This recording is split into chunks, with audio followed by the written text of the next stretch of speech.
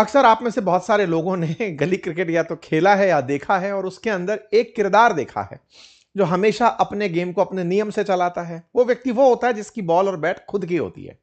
जब भी वो आउट होता है तो बल्ला लेके भाग जाने की धमकी देता है या बॉल लेके भाग जाने की धमकी देता है।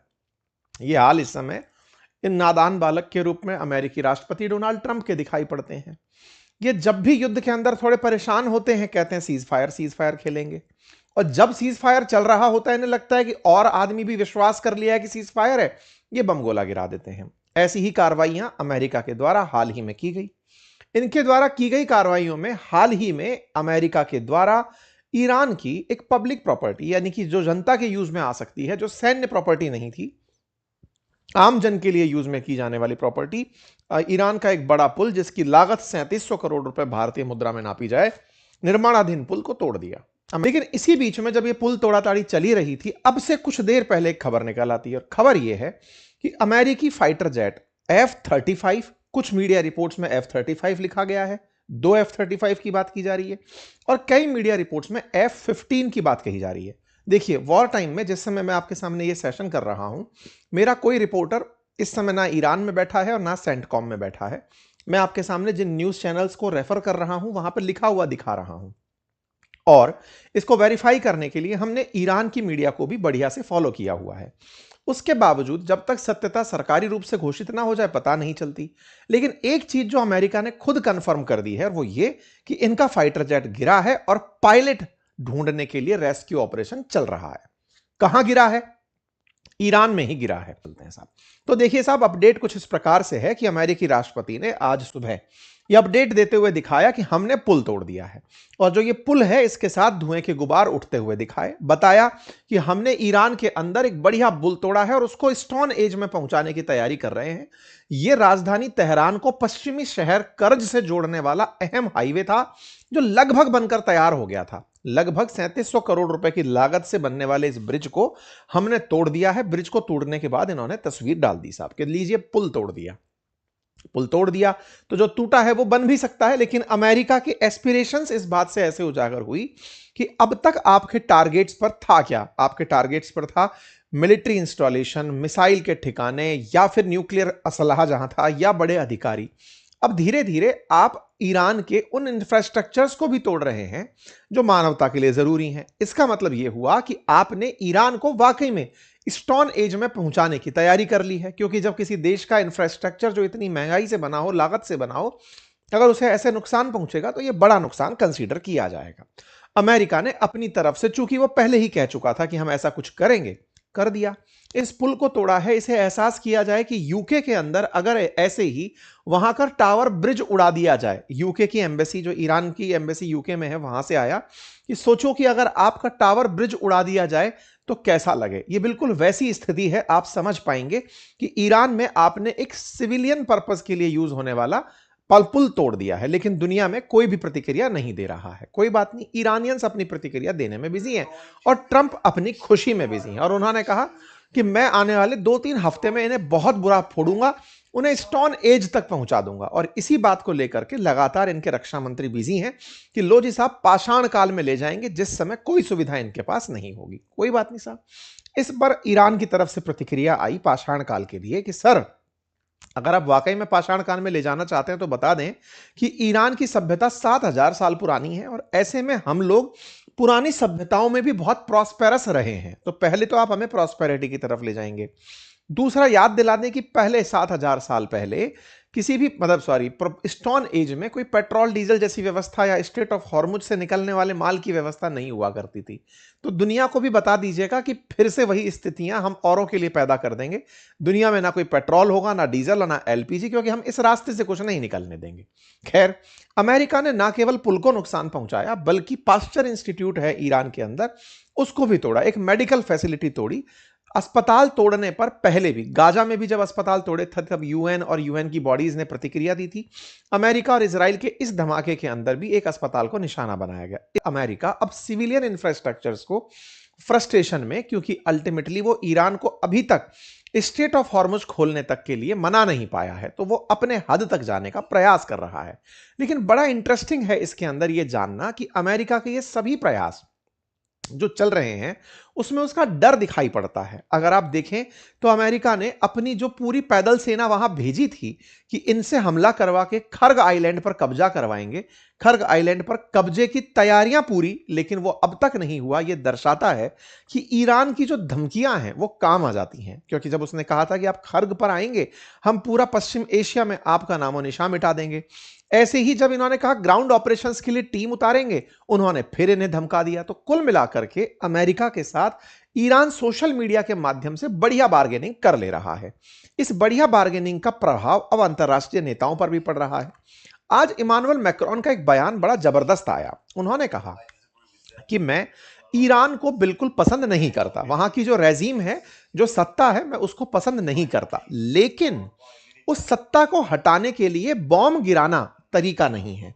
यह दर्शाता है कि यूरोप ने कितना अच्छा स्टैंड लिया है इस युद्ध में, कि ईरान में जो सरकारें थी हम उसके समर्थक नहीं हैं, लेकिन उसको हटाने के लिए आप बॉम्ब गिराएंगे, किसी देश की संप्रभुता का उल्लंघन करेंगे, हम इसके भी समर्थक नहीं हैं।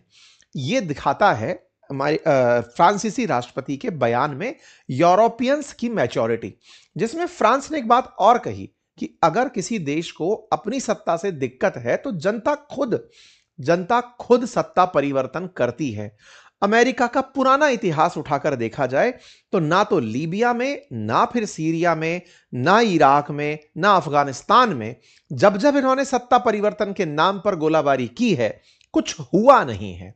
तो ऐसे में पुराने अनुभव से हम कह सकते हैं कि सत्ता परिवर्तन जनता को करना होता है, आप और हम करने वाले नहीं होते। यह दर्शाता है कि अब यूरोप पूरी तरह अमेरिका से अपने आप को अलग कर चुका है। उसका ईरान को लेकर साफ विजन है, सत्ता नहीं पसंद है वो खुलेआम बोलता है, लेकिन इसका मतलब यह नहीं कि आप हमला करके उसे हटाएं, यह उनका अपना विजन है। यह फ्रांसीसी राष्ट्रपति का बयान ऐसे समय पर आया जब अमेरिका आए दिन नाटो के नाम पर इन देशों को धमकी दे रहा हो, आए दिन इमानुएल मैक्रोन का मजाक बना रहा हो। हाल ही में अपनी बीवी से पिट जाने के लिए इनका मजाक डोनाल्ड ट्रंप ने बनाया कि तुम भैया पिट गए थे। खैर जो भी है, अब आते हैं आज की खबर के मूल भाग पर। मूल का भाग यह है कि आपके सेशन में आने से कुछ मिनट पहले ही यह खबर बाहर सरफेस होती है कि साहब अमेरिका के जहाज ईरान के एयर स्पेस में उड़ते हुए देखे गए। आप भी देख लीजिए, यहां पर आपको एक हेलीकॉप्टर उड़ता हुआ दिख रहा है, उसके साथ दो और एक हवाई जहाज उड़ता दिख रहा है, दो हेलीकॉप्टर उड़ते दिख रहे हैं। उनको मैं ऐसे दिखाऊं तो आप ऐसे समझिए, ये तो जो बड़ा सा जहाज दिख रहा है आपको, ये रिफ्यूलिंग के लिए है, यानी इसमें तेल भरा हुआ है, इसके तेल को हेलीकॉप्टर में उड़ते उड़ते ही भरा जा रहा है, अर्थात हेलीकॉप्टर को टच डाउन भी नहीं कराया जा रहा है, पता चले उसमें ज्यादा समय लग गया। कहां उड़ रहे हैं ये उड़ रहे हैं ईरान के आसमान में, और ईरान के आसमान में उड़ते हुए ये हेलीकॉप्टर बिल्कुल जमीन के नजदीक तक आए हैं। क्यों आए हैं? क्योंकि यूएस का एक फाइटर जेट क्रैश हो गया है ईरान में। यह बात अमेरिकी media channel the Washington post लिख चुका है, और ऐसे में दो पायलट्स की तलाश की जा रही है, यह सुर्खी है। अब ये F-35 है या फिर F-15 है नहीं पता, लेकिन हेडलाइन बन चुकी है कि एक फाइटर जेट गिरा है। ये अमेरिकी मीडिया में, यानी ये वो वाली बात है जिसका विमान गिरा है वो क्लेम करे, ये वैसी वाली बात है। तो अमेरिका में क्लेम हो चुका है। इंटरनेशनल मीडिया इसे कैसे लिख रही है कि दो फाइटर जेट गिरे हैं और दोनों को तलाशने के लिए प्रयास जारी हैं। ईरान पायलट को हिरासत में लेने से अब तक इनकार कर रहा है, लेकिन वो इन्हें हिरासत में लेना चाहता है। इसके लिए इनाम घोषित कर चुका है कि अब तक हमारे पास पायलट कब्जे में नहीं आया है, लेकिन हम पायलट को पकड़ना चाहते हैं। जहां पर यह फाइटर जेट गिरा है वो ट्राइबल एरिया है, उस एरिया में जहां पर यह पायलट गिरा होगा उसकी तलाश के सर्च ऑपरेशन अमेरिका द्वारा किए जा रहे हैं। लेकिन ईरानियन फोर्सेस ने उस फाइटर जेट को कैसे निशाना बनाया उसके वीडियो जारी किए हैं। फाइटर जेट के टूटने के बाद जो परखच्चे उड़े उसकी तस्वीरें दी गई हैं। एक वीडियो सोशल मीडिया पर बहुत वायरल हो रहा है, लेकिन हम इसे कंफर्म नहीं करते। यह वीडियो कुछ इस प्रकार का है कि फाइटर जेट अमेरिकी फाइटर जेट है और ईरान की मिसाइल है जो उसे ट्रैक करते हुए उसको हिट करने के लिए दौड़ रही है। यह मिसाइल इतना तेजी से इसे निशाना बनाती है, इस पूरी कहानी को समझने के लिए यह पर्याप्त है कि यह मिसाइल ईरानियंस ने जो चलाई, फाइटर जेट्स कई बार अपने आप को निशाना बनने से बचने के लिए कुछ इस तरह की फ्लेयर्स चलाते हैं, जिससे कि यह हीट डिटेक्ट करने वाली मिसाइल इधर उधर उड़ते हुए इस हवाई जहाज को छोड़ दे और दूसरी जगह जाकर अटक जाए। लेकिन इस मिसाइल ने, जो ईरान ने खुद विकसित की है तकनीक, इसने अमेरिकी फाइटर जेट को मार गिराया और उसी से उड़ता उड़ता हुआ और गिरता हुआ एक अमेरिकी पायलट दिखाई दिया। यह बहुत ज्यादा इस समय पर चल रहा वीडियो है। हम इसकी सत्यता पुष्ट नहीं करते। क्यों नहीं करते? क्योंकि एआई के जमाने में ऐसी चीजें बनाया जाना संभव है। यह बनाने में हम, जब तक ईरान या अमेरिका इसे खुद ना ले आए, ये देखिए पायलट इजेक्ट होता हुआ दिखाई दे रहा है। पायलट इजेक्ट होता है और उसे तलाशने के लिए फिर हेलीकॉप्टर्स उड़ने शुरू हो जाते हैं, ड्रोन उड़ने शुरू हो जाते हैं। हेलीकॉप्टर्स जमीन तक उस पायलट को ढूंढने के लिए आ रहे हैं कि पायलट कहां गिरा है। ऐसे ड्रोन्स उड़ रहे हैं ईरान के चारों तरफ, जो कि उस पायलट की तलाश में है ताकि उसे निकाला जा सके। फाइटर जेट्स के बचाव राहत कार्य चल रहे हैं। कुल मिलाकर के ईरान ने इस युद्ध में एक बड़ी जीत हासिल जो की है। यह बड़ी जीत किस तरह से है? साइकोलॉजिकल वारफेयर में। क्योंकि अमेरिका यह मानता है कि वो युद्ध जो हवाई जहाज से लड़ता है, F-35, F-15, वो अनबीटेबल है, उन्हें कोई निशाना नहीं बना सकता। अगर ये F-35 हुआ तो अमेरिका के लिए यह बड़ा नुकसान होगा। दुनिया में F-35 के खरीदारों का इंटरेस्ट घटेगा। तस्वीरें बाहर आई, जिन तस्वीरों में इजेक्ट हुई सीट के परखच्चे दिखाई दिए। लोगों ने जोड़कर बताया कि यह फाइटर जेट की सीट है। बढ़िया लीगो का वीडियो बनाकर इन्होंने डाल दिया कि कैसे फाइटर जेट को हमने टारगेट किया और अब पायलट की तलाश हमारे द्वारा जारी है। कुल मिलाकर ईरान के हालात पूरी दुनिया में चर्चा का हिस्सा हैं। एक वीडियो और वायरल हुआ जिसमें जो हेलीकॉप्टर तलाश के लिए आया हुआ है, उसको एक आम आदमी, जो ट्राइबल का आदमी है, मैं तस्वीर में दिखाता हूं, वो बंदूक से निशाना बना रहा है और उसकी बच्ची जो है वो एक्साइटमेंट में नाच रही है कि उसको बढ़िया लग रहा है कि वाह बढ़िया किया और हेलीकॉप्टर को निशाना बनाया। एक अलग लेवल का वारफेयर चल रहा है। एक तरफ एकदम उन्नत किस्म पर बैठा अमेरिका और एक तरफ पत्थर से हवाई जहाज गिराते हुए ईरानियंस। बिल्कुल वैसी स्थिति बनती हुई दिख रही है। हालांकि अमेरिकी राष्ट्रपति जो इस तरह से फाइटर जेट लगाकर पाकिस्तानियों को उत्साहित कर रहे थे, अब सोशल मीडिया पर उन्हें क्रैश हुए फाइटर जेट्स के साथ ट्रोल किया जा रहा है। खैर, इसके अलावा भी तमाम बातें चर्चा में आई। ईरान ने अपनी तरफ से अपनी उपलब्धियां गिनाई कि हमने केवल फाइटर जेट नहीं, इनका सबसे बड़ा रडार सिस्टम तोड़ा, थाड़ तोड़ा, इनके बेस फोड़े, तमाम प्रकार से हमने अमेरिका को नुकसान पहुंचाया। यह ईरान का स्टेटमेंट है जो तरह तरह से चीजों में दिया गया। ट्रंप क्या कर रहे हैं? ट्रंप फ्रस्ट्रेट हो रहे हैं। कैसे? पीटर हेग्सेथ ने हाल ही में आर्मी के अपने टॉप ऑफिसर को पद से हटा दिया है। अमेरिका के अटॉर्नी जनरल पैम बॉन्डी को हटाए जाने के बाद अब ट्रंप सरकार के द्वारा आर्मी के चीफ जनरल रैंडी जॉर्ज को भी हटा दिया गया है। भाई साहब, पीटर हेग्सेथ अमेरिका के रक्षा मंत्री हैं। रक्षा मंत्री अपनी सेना से खुश नहीं है। ऐसे में army chief general Randy George को हटाया जाना एक बड़ी सुर्खी बनता है।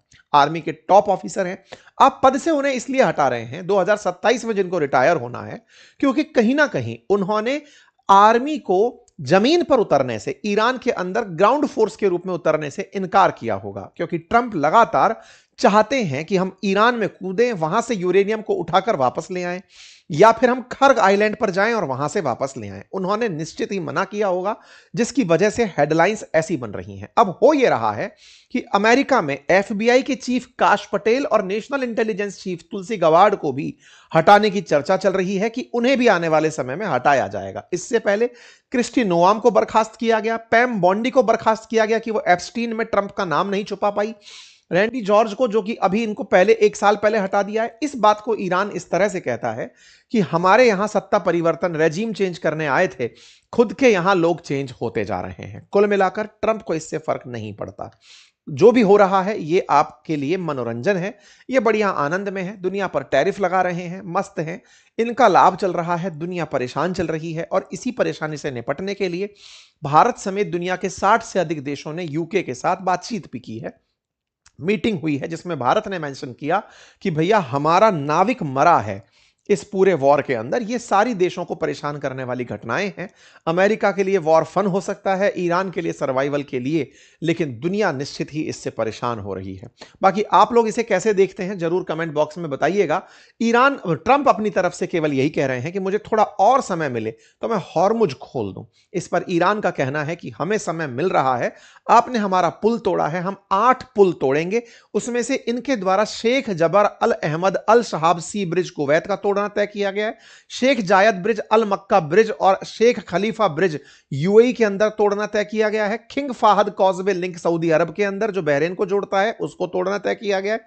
किंग हुसैन ब्रिज, दामिया ब्रिज, तमाम ब्रिज इन्होंने लिस्ट बनाकर दे दिए हैं कि आप लोगों ने हमारा नुकसान किया, अब हम 8 ब्रिज को पश्चिम एशिया के अंदर जो आपके संरक्षण में रहने वाले देश हैं वहां तोड़ेंगे, आप उनका हिसाब वहां करते रहिएगा। तो